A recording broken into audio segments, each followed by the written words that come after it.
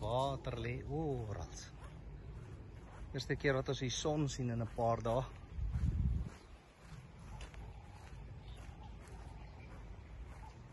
So yeah, Kobus here, our camper dream, and this is the river behind my house.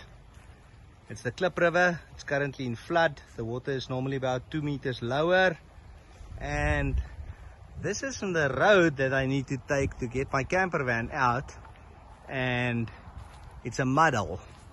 It's quite deep, so yeah, my bus is going nowhere, slowly. But yeah, it's fine.